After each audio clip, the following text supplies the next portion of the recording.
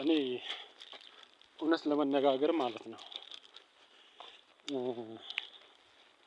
ሀቁ ሲናገር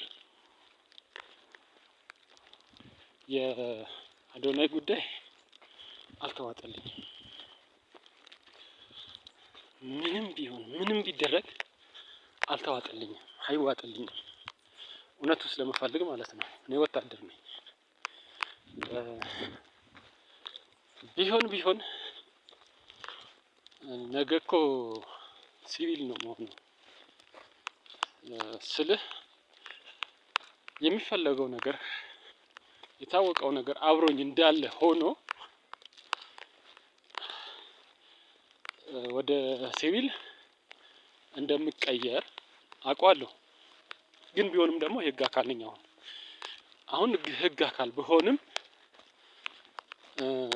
እንደ ባለሙያነቴ ወይንም ደግሞ እንደ ወታደርነቴ የሀገር ህልውና ይመለከተኛል። ሁሉንም ይመለከታል። ወታደሮች አሁን አንድ ነን። የሚገርመው ነገር በፊት እንደዚህ አድርገውኝ እኔ ባይ ዘ ዌይ አዶናይ መነሻው ገብቶኛል። መጀመሪያ ከወታደሮች ጋር እኔ ስንካከስ ወይንም ደግሞ ሁሌም ስንከፋፈልና ስንበሳጫጭ እያመመኝ ነበርና ሌላ ሰው ይስራ በቃ ከዚህ በኋላ እንደውም ቆይ አሁን ቪዲዮ አወርድልሃለሁ እና እያለቀስኩኝ ምናምን ሁሉ ወንድሜ በቃ አንተ ቀጥልበት እኔ ከዚህ በኋላ አቁሜያለሁ ብዬ ከተናገርኩ ቀን ጀምሮ ማለት ነው። እና ያን እለት ሌሊት በጣም አሞኝ ነበር እና ህክምና ገባሁ። ህክምና ሲሄድ እውነቱን ነገር ልንገርህ ፍንጭ እንዲሆን ነው። ልጁ በምን ምክንያት እንዴት እንደሆነ እና እንዴት ተያያዥነት እንዳለው ልነግርህ ፈልጌ ነው ሚስጥሩን ማለት ነው። እና ያን እለት ህክምና ገባሁኝ። መሳሪያ ይዤ ነበረ ከዋርድያ ወደ ህክምና እያመመኝ እንደውም ሁለት ነበር። አንድ የደቡብ ልጅ ነው ይዞኝ ሄደው አብሮኝ ነበረና አብሮኝ እየጠበቀኝ ነበርና በጣም እያመመኝ ስለሆነ እንዴት እንደዚህ እያመሙ እንትን ይላል ብሎ አብሮኝ ሄደ። አንኳኳን። ዶክተሩ እኔን ያከመኛለት ዶክተሩ ማን ነበረ? እፀ የሚባል የትግራይ ልጅ ነው።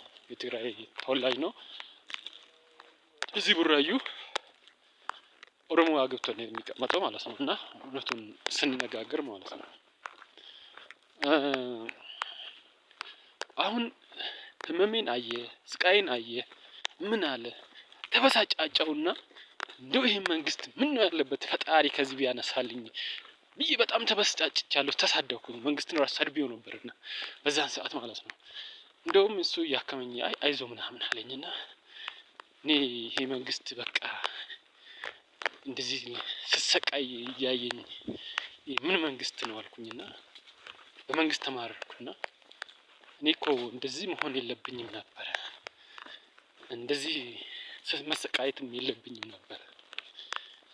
ይሄ መንግስት ምን ነው ለምን እንደዚህ ያሰቃያየኛል ብዬ አልኩኝ። ተሳደብኩ። እዛ አይዞህ ወንድማችን አለ። ምን እኮ ትግሬና አማራ እኮ ትግሬና ኦሮሞ አንድ ነን፣ ምንም ልዩነት የለንም አልኩት። እና አይዞህ አለ በቃ። እና ጠዋት ደግሞ ያበሳጨኝ ሰው ነበርና ይሄ ሰውዬ እኮ በጣም ያበሳጨኛል አማራ አልኩና ተበሳጨሁበት። ሰውዬው ያመመኝ ሰው እኔ በማንም የምበሳጨውና ተበሳጨሁበት። አለቃዬ ነበርና ምንድነው የሚል እኔ ቆይ ሄጄ አስተካክለዋለሁ እናገረዋለሁ አለኝ ሲል አይተው ምንም ማለት አይደለም፣ ግን በጣም ያናድዳል። በቃ እኔ እያመመኝም ስለሆነ እንዴት ይናገሩኛል ብዬ ተበሳጨሁ። አሁን ከዛ ቆይ እባክህ እኔ እናገረዋለሁ አለ። እሺ ከዛ ጠዋት እንትኖች ተማሪዎች በተሰበሰቡበት ቦታ ላይ ፎቶ ታነሳናለህ አለ። እሺ አነሳቸዋለሁ።